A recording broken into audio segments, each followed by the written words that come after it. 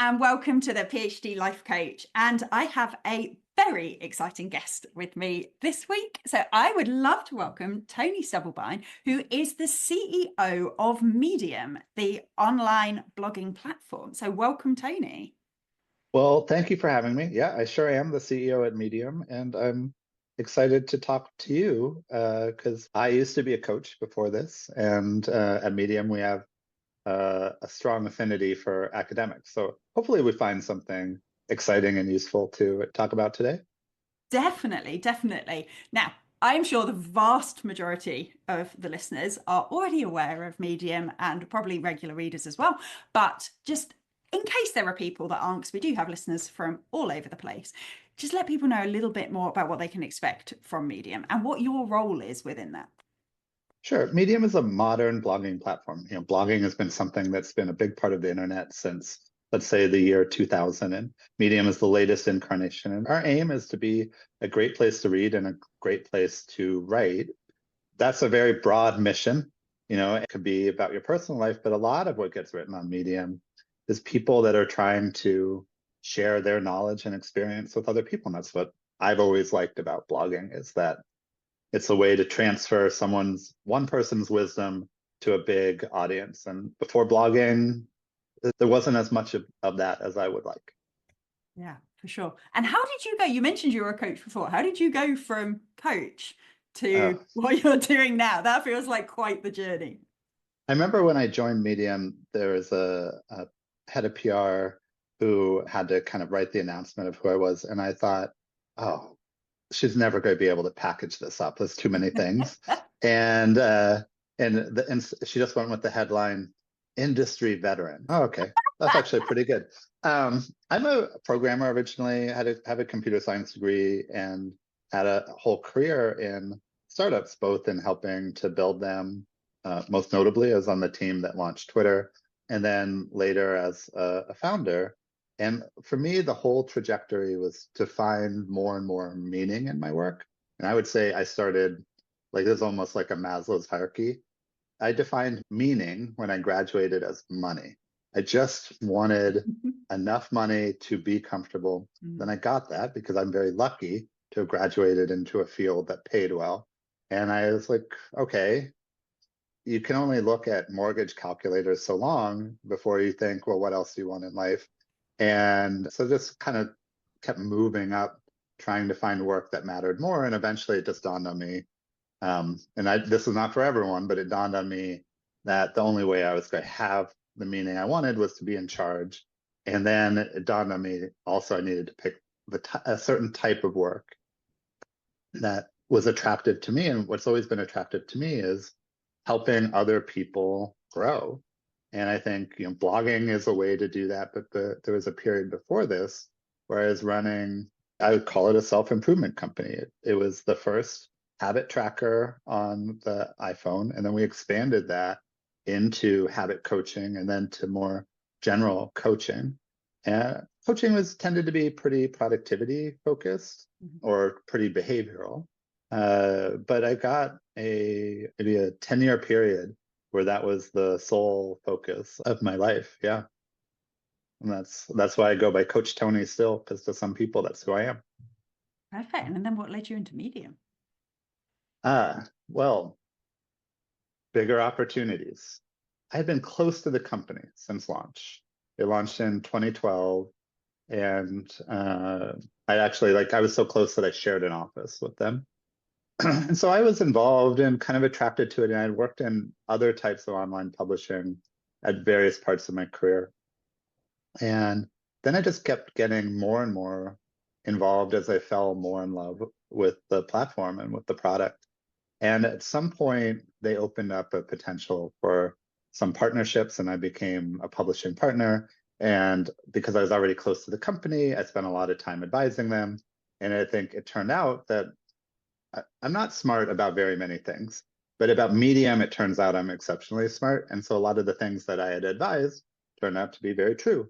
And at some point, the founding CEO, who was a fairly famous internet person, he had founded Blogger, he had founded Twitter, and then he had founded Medium.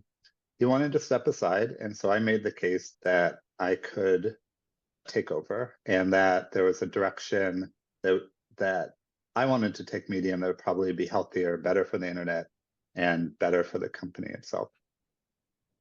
So that's what happened. We made a transition about a little more than 2 years ago, basically because he had run the company for more than 10 years and was ready for a change in his own life. Very fair.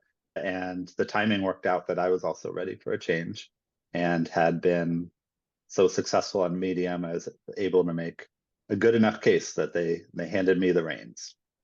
Amazing. I love hearing these sorts of stories because often you sort of see it in retrospect, right? Your person who had to write a bio of how you ended up where you are, you sort of see this like neat package in retrospect.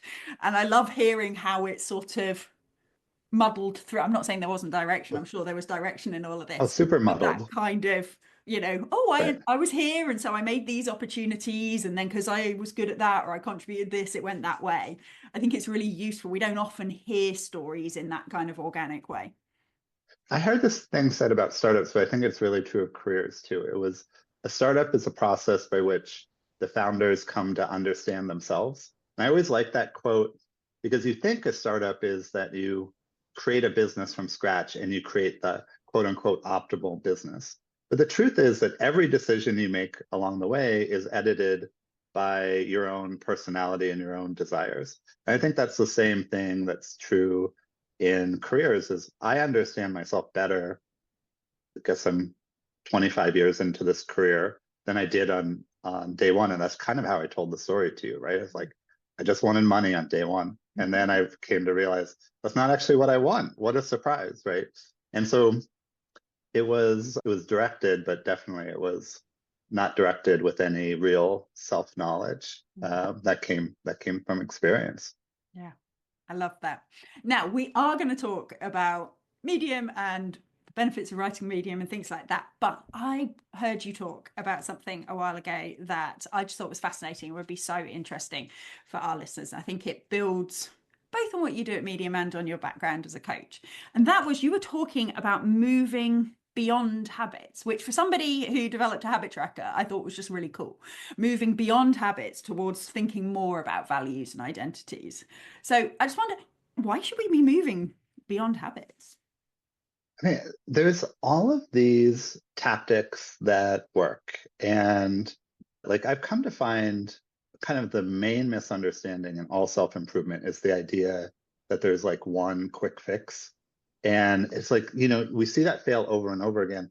And yet on the other hand, we see all of these people succeeding, right? And so what did they actually do? Well, they succeeded through a lot of work. And I almost like I try to steer people in that direction, right? Like we hope for a quick fix, and then as a result, we're afraid of doing like quote unquote all that work, right? But when you see people who succeed and then you actually interview them and talk to them, it's not that much work, right? It's more than you want, but less than you fear. And so I'd actually rather be more upfront with that. And so I got obviously a lot of value in really structured habit building, and I gave a lot of value to a couple million people. And now it's like a form of software that's established. And so just even we laid the groundwork for a new type of tool that's well used by a lot of people. But then I also got to touch every other kind of modality of intervention. And I found kind of surprising to myself the combination of meditation, which is a skill, I think a skill for introspection, essentially. I know Calm is a famous app, and so you might think meditation is a skill for calming yourself. I think the real thing is like noticing what's going on in your head. That's the thing that is cross applicable to other things. And therapy. Like I was better in therapy because I was a good meditator.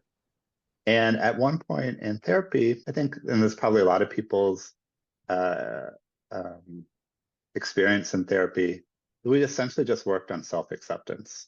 And I was so shocked how much that work did for my productivity. I was just blown away, right? And kind of the understanding, when I'm fighting myself and when I'm not fighting myself. And and this is really true, the word if you can reach deeper into yourself, you'll make more progress. Sometimes you can't, right? If you can't get there, then the surface level habit building, well, that's the best available tool to you. But if you can, you'll get further. And so some of the ways that you can reach further is can you change your identity would be one, like who are you? And I would say, again, to make it personal, I struggled as a CEO when I thought I had to be someone different than myself, right? Like, we have stereotypes of CEOs out in the world, and I'm not any of those stereotypes. And it was this is connected back to self-acceptance and through identity, is like I wanted to be a CEO, but I didn't want to be that type. And so What sort did having you think you had to be? uh, a like very aggressive, Mm. pushy, manipulative, Mm. those sorts of like kind of aggro kind Mm. of things. I'd gotten feedback even fundraising that I was too soft. I thought that was very interesting. And it was costing me the ability to build the business I wanted to build. Mm. And so I had to come at it some other way that was congruent with who I am and what my strengths were. And it's hard to do that if you don't have any self acceptance because you're sort of rejecting your strengths constantly rather than, accepting them and building off of them. Yeah, it's such a different vibe, isn't it? It's one of the things that was a real transformation for me, Yeah. moving from trying to fix your flaws Mm-hmm. to building on your strengths. I've Right. never been somebody who's been that kind of methodical, just carefully and consistently stick to exactly what I said and work my way through it Right. kind of thing. Right. And for years in academia, I told myself that was who I had to be. I bought every planner you can possibly, every habit tracker, stopped filling it in after a couple of weeks because I felt bad because I hadn't ticked enough of the boxes and it became a little symbol of shame. And it wasn't until I had coaching that, yeah, realizing that actually some people succeed that way and it's wonderful, but Yeah. Good actually for them. there's a lot of different ways that you can do this, and consistent enthusiasm is one I've never struggled with, and that apparently Right. can take you quite a long way. Right. Exactly. So you had a good coach. Like they could kind of, this is what I love about a good coach is they'll give you a new view on the world, like kind of the power of a coach to reframe, the opportunities available to you is so powerful. Yeah. Um, and so, yeah, I mean, I love this story just for you that like you were able to flip from shame and fighting yourself to love and acceptance. And hey, guess what? Along the way, you became more successful. And Isn't that great? ironically, more organized too, right? Yeah, That's the thing, is right. often you even end up making progress in the things, like you Hmm. must have had your moments where you had to be firm and you had to be some, I'm not saying aggressive or any of those things, but where you had to be like strong in your decisions and all of those things. Sometimes Sure. when we accept ourselves, it's then easier to do the other bits as well. I, I hesitated to go too deep on like what it takes to be a CEO because sometimes it's very different from, what your listeners might need. But like the way I would simplify it is it's true. The people I interact with do need some level of strength from me that I was not presenting. It turns out that there's more than one way to get it. And I actually got it through um, uh, mindfulness, self reflection, and clarity, which then changed to a different presentation of steadiness. So I Mm, think anytime I'm able to kind of exude the strength that I think people need from me, it's based on a really firm foundation, which is different than like naked aggression, yeah. which would be a different strategy that might work for somebody else, but I knew it wasn't going to work for me. So I was able to find a different path, and I think there's some version of that for every person's career. Uh, And I think it is actually, I know it's a different context, but I think it is super relevant in academia because whilst I don't think academics have the same stereotypes about them that CEOs of startups might have, there is absolutely an issue with PhD students and junior members of academic staff leaving academia because they don't want to be that person. They look at Mm, the people above them and they see them working or allegedly working 80 hours a week. I don't think anybody works 80 hours a week, but allegedly, they're in the office all the time. They're sacrificing their family and personal life. They're selfish with their ideas and, cautious around collaboration and all that stuff. They're kind of trying to get recognition at the expense of others and all these kind of worst stereotypes. People look at that stuff and go, well, I'd like to be an academic, but if I have to do that to succeed, right. I don't want to. So I think this translates out probably more than is obvious to some people. That's great. Yeah, there's more than one way to win at politics. Um, 100%. and sometimes you can benefit from doing it the opposite of everyone else. You'll take a lot of shit for it, and a lot of people who are expecting you to behave the way that they do will continue to counsel you that way. But like as you say, I think over and over on this podcast, probably like there's more than one way to succeed. 100%. Now, one of the habits that a lot of my listeners want to change is the habit of writing more regularly, writing more consistently, and all of that. And I wonder what thoughts how you can kind of use maybe thinking about it in terms of values and identities in term to actually work on that sort of a habit. We've done so much work on writing, and I've seen so many ways. This is one where I actually think the strategies do really well. Like the whole world of strategies just boil down to make it easier. Like, essentially to go from zero to a fully formed, coherent thought that you would like to share with people is too big of a leap. And especially if that's from zero to a thesis that's going to like get published in a journal. That there's a lot that has to happen in between. And a lot of writers just benefit from building the muscle, the daily muscle of some writing every day.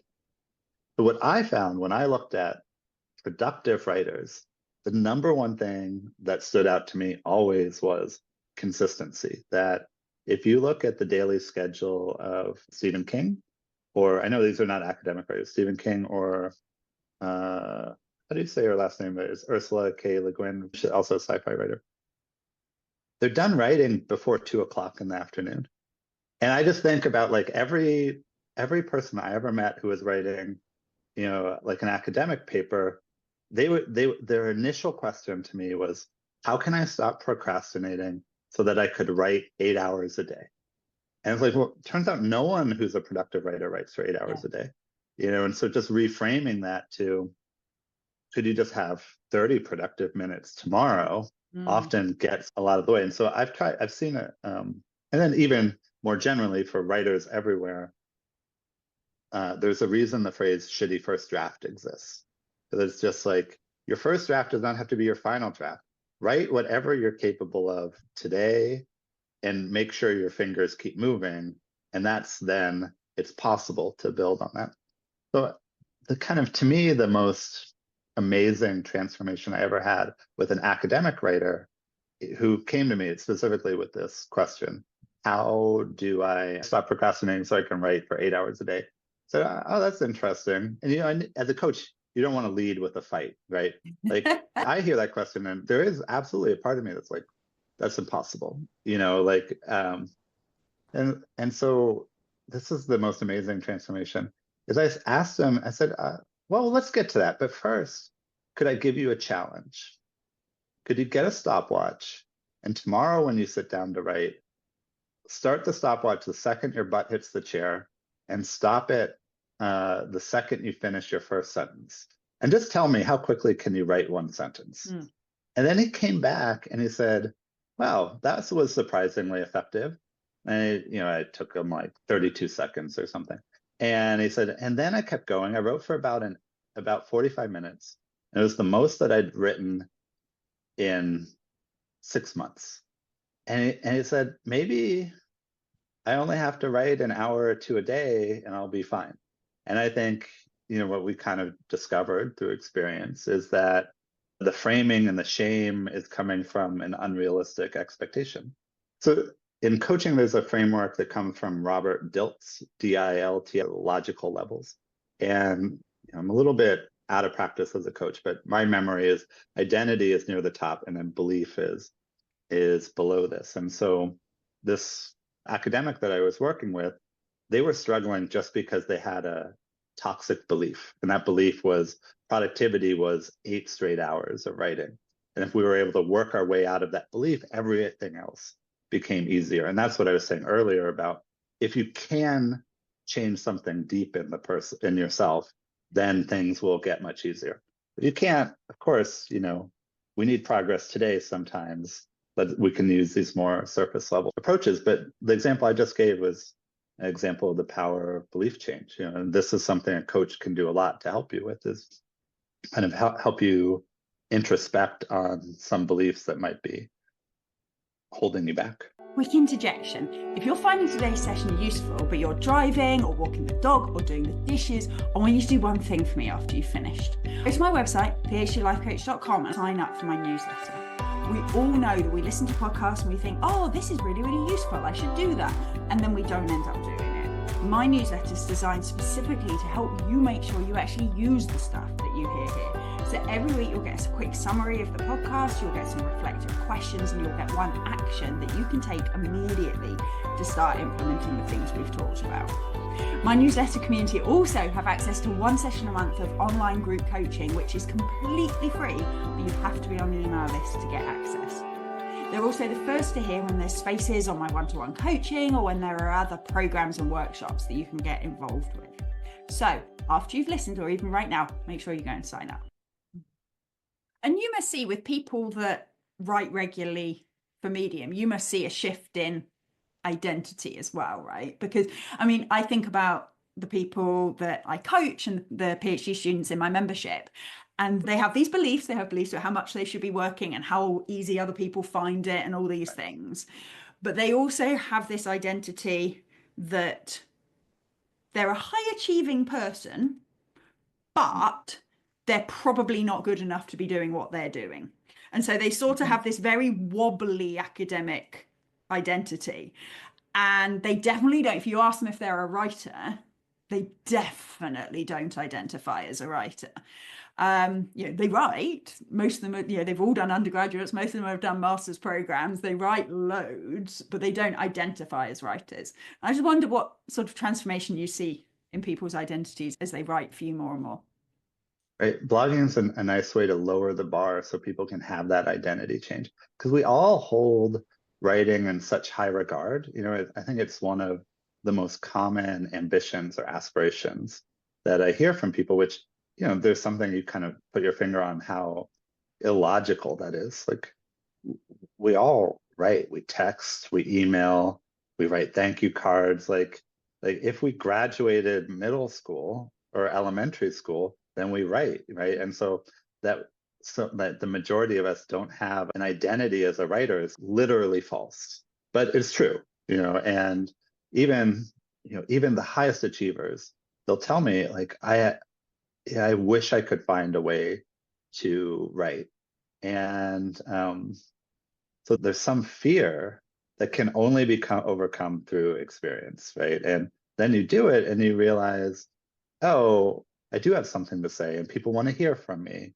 And maybe sometimes you learn these, I would call them like mechanical or tactical lessons. Like, a lot of people who write regularly do it by simplifying their message. So a lot of times I'll have in my head an essay and there's going to be 10 points that ladder up to one, right? And I was like, well, that thing's never going to get published because I don't have time to write that. And then, and so I'll have to remind myself, what if I just picked one of those points and satisfied myself with, this is what I'm going to write and publish today? And then you do that and you feel the joy of the experience of having succeeded that way. And then you feel yourself smarter. I think there's always something inherently healthy about writing for the writer, right? Like, it forces you to articulate your thoughts and your ideas, and that sticks with you forever. And then you get the feedback from an audience. You think, oh, I actually was helpful. Like, I think we're all looking for some sense of meaning in the world and sharing our knowledge and wisdom with other people, which, who's dripping with more of that than academics? That just gives people an important sense of meaning. Yeah. I think it's so funny because I think academics seem to have this kind of balance between, on one hand, lots and lots and lots of them want to have more impact. They want people to know about their research. They're excited about their research and things like that. And then on the other hand, this kind of belief that their work's too complicated. I couldn't Oh yeah. possibly reduce that down to something small. Now, I have a little mini background in science communication when I was still an academic, and I believe that if you fundamentally understand an idea, you should be able to really whittle it down to its key points. But lots of people don't believe that, and I wonder what you've seen in terms of people kind of learning how to do that. I think one thing that is like the most practical and simple advice I could give someone is just flip it and react to something instead, right? That like you can see if people in the world are not understanding a topic, right? And that's a good way to blog, because then you don't have to think, well, what is the idea that I'm going to pick today? And then you also people are interested in the topic, and a lot of times it has built-in motivation. There's something frustrating about seeing other people misunderstand something that well, right? And like I found that just that advice on its own is enough. Like you just you figure it out, right? So in America right now, we have some strange ideas, especially around health, popping up. And so I'm running into a lot of academics who are like, I have to correct that. That's Yeah. not right. They're not thinking about it the right way. But before that, like just like even, I think kind of scientific or academic information right now feels more politicized than it used to.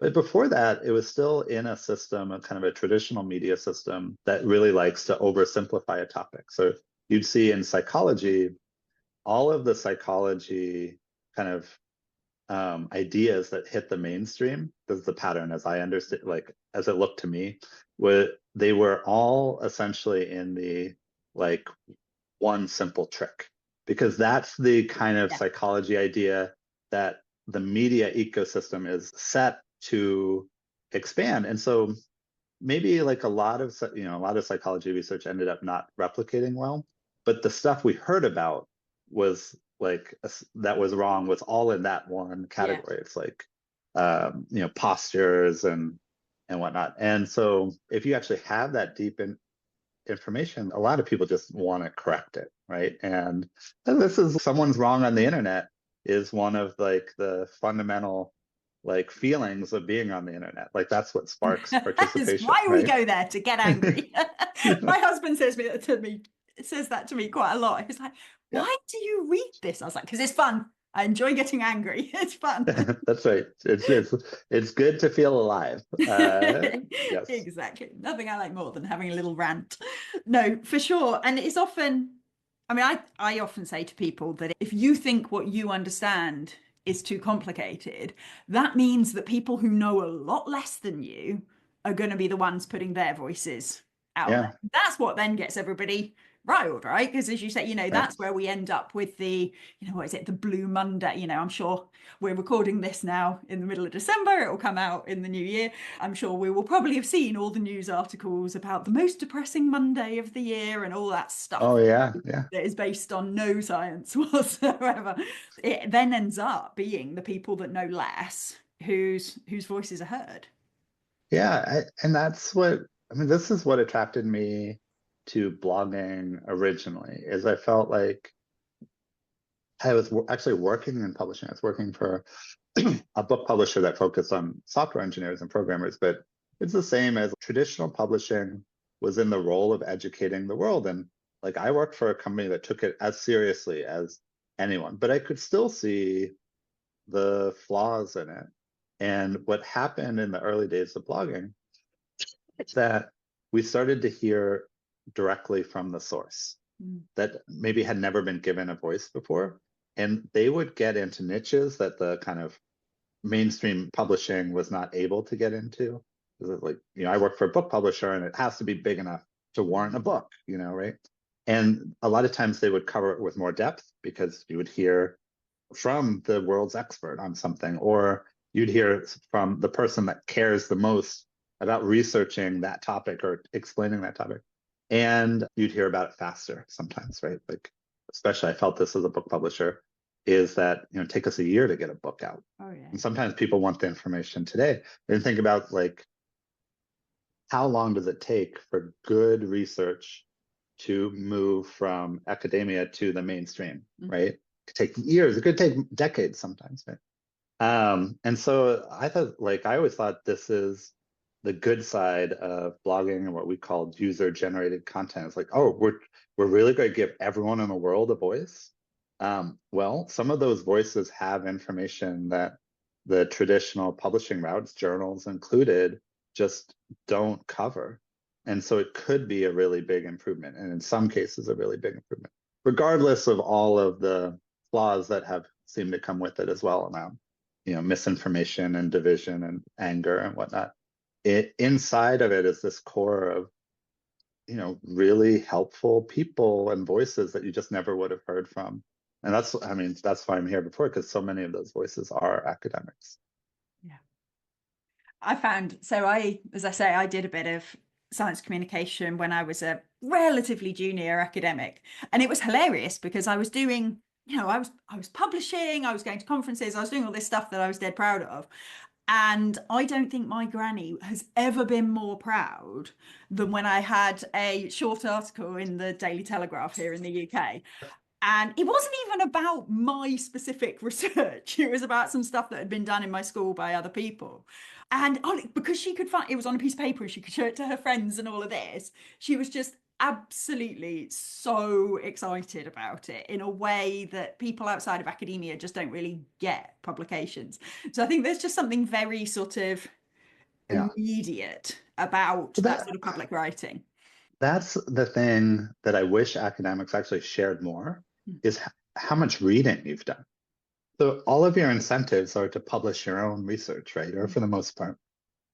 But along the way, you've done so much reading. So one of the things I'll see when academics come to Medium is that they'll just cover a topic, and some of it will be their own research, but they'll share so much more of what they read.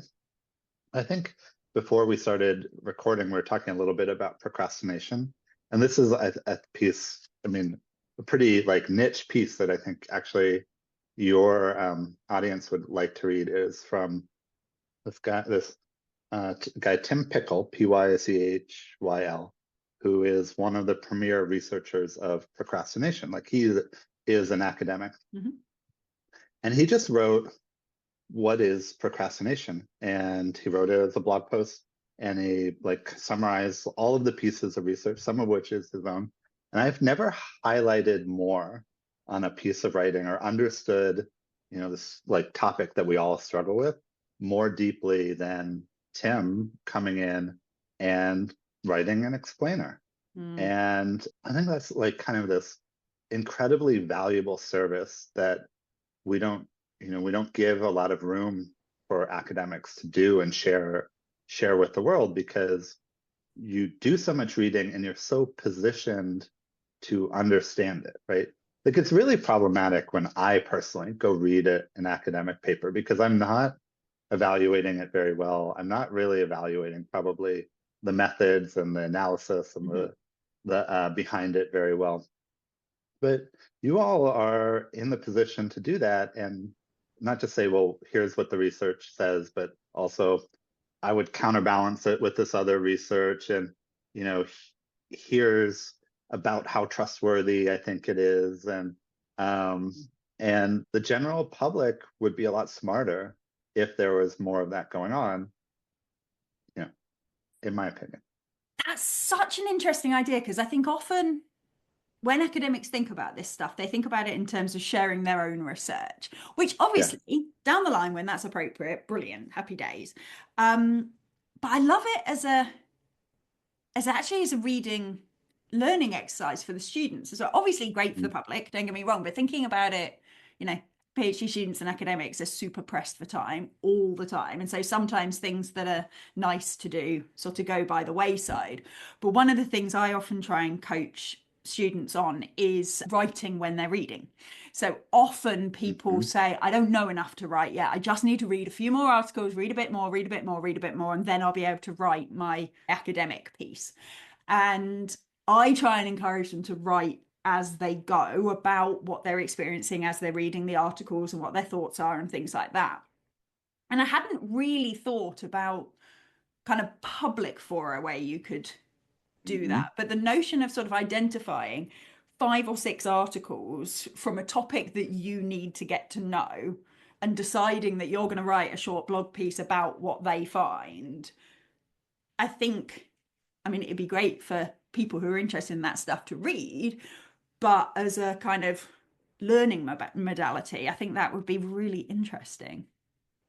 I do too. Absolutely. Right. And as I was saying, as I was making the case for why this would be so valuable, I was thinking, I we should, the two of us should connect this back to a person's goals because there's so many different goals for writing, and like I I want to give some nuance to straight altruism, right? Like 100% what originally drove blogging was just that. Like, I have something to share and Yeah. I want to be heard on this topic. And it wasn't about forwarding your career or anything really practical. But as the kind of the blogosphere and the internet has expanded, there are actually a lot of really specific goals that people have in mind. And sometimes it is furthering a career. Sometimes it's like getting more visibility with your peers, but sometimes it's getting more visibility with the business world because you want to do consulting on top of your work. There's definitely a lot of academic specialties where that's a big part of people's careers. Sometimes it's about transitioning from your PhD program into a job. Like, writing is sort of like the de facto portfolio, right? Like, oh, now I understand what you're about because I can read your writing. And sometimes it's I just want to do good in the world, and sometimes it's I want to get paid for this. Like, these are all plausible reasons to write. And like, I always hate for someone to hear one reason and think, oh, that's not for me, right? Yeah. Like, there's a lot of different reasons for writing.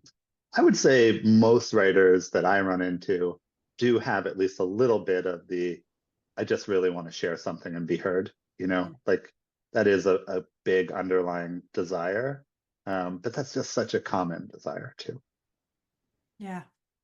And then I think connecting it back to when we were talking about values and identities as well, I think I wonder whether it would also help to establish your own identity as an expert as well, especially for my more junior listeners, the PhD Mhm. students, who are very used to being at the bottom of in their academic lives at least, Oh at yeah. sort of the relative bottom of the research tree. Their supervisors know more than them, everyone around them knows more than them, and it's quite easy to get yourself into, oh my God, I know nothing kind of vibe. And the more you talk, the more I'm sort of thinking that actually writing about stuff that's directly relevant to your research, but for a more general audience, whether that sort of develops that sense of, you know what, I do actually know some of this stuff. I might not know as much as my supervisor yet. By the end of the Right. PhD, they will, but during the PhD, not. But I know loads more than most people. And I can demonstrate that through this sort of writing. Yeah, I love it for kind of a self-esteem practice in a period when you're like sort of at your lowest Mhm. point. Like, because we all go through these ebbs and flows, and yeah, you're at the bottom of the totem pole, maybe by surprise. Like, you're not used to it. Maybe, if you're working at the same time that you're in school, especially, maybe you have seniority at work, but not as an academic. Um, yeah, I love it for that. And but it just, like, I don't know, maybe I'm like too wired for ambition. It immediately occurred to me this one simple trick, which is this is a marketing trick, but I think it works for what we're saying here, which is the shortcut to being the number one at anything is this marketing shortcut called category design, where you take this goal of being number one and you take the category and keep making it more and more specific. So even though I'm not a practicing coach, I am the best coach in this building right now. I happen to know that because I know who's in the building, right? That's like the simplified version of doing it. But you told me that some of your clients, or maybe a lot of your clients, are doing kind of the paired, like working while. So if their academic program is in any way tied to their work, boom, that's category design. They're now the world's expert on how those two things connect, right? Yeah. That's something their professor doesn't know yet, right? Because they don't have the same experience. And so I think, that's almost like a ladder of increasingly sophisticated reasons to write. Like, one is just to build the muscle of writing. It's fun. It clarifies your own thoughts. Maybe you make other people smarter. That's the next rung. But eventually you can think of it as a way to really represent your own expertise. And kind of the shortcut to that is kind of to find these pairings of topics that, there's no competition for it, right? And I almost try to be shameless about that, right? Like it doesn't help to be an also run, especially in sharing information. Find some niche where you can really contribute something original is a lot easier than people realize. Amazing. Thank you so much. Now, if people, and as I am completely sure they will be, are now convinced they want to at least have a go at doing this sort of public-facing writing, whether for Medium or anywhere else, where would you suggest people start?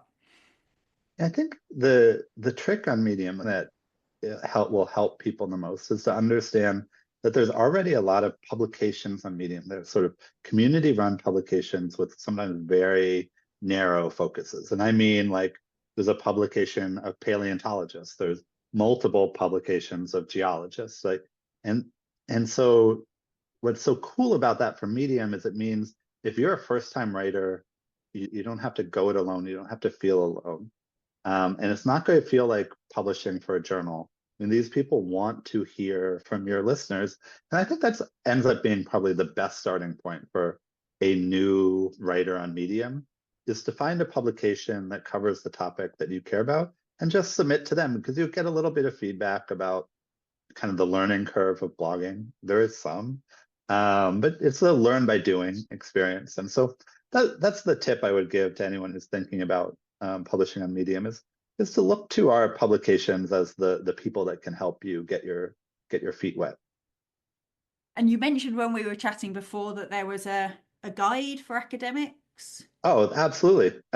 We just wrote up an excellent guide. It's been super well received, and we'll send it to you, and hopefully it'll show up in the show notes. Yes, absolutely. Well, I'm certainly convinced I'm going to be looking for some publications to see who I might approach as well. Fantastic. So thank you so much for coming on. I really appreciate it. I feel like we've gone from sort of thinking about habits and values and identities and really wrapping that all into writing and writing practice. So I know this is going to have been so useful for our listeners. So I really appreciate you coming on. Thank you. Oh, it's been a joy. Thank you.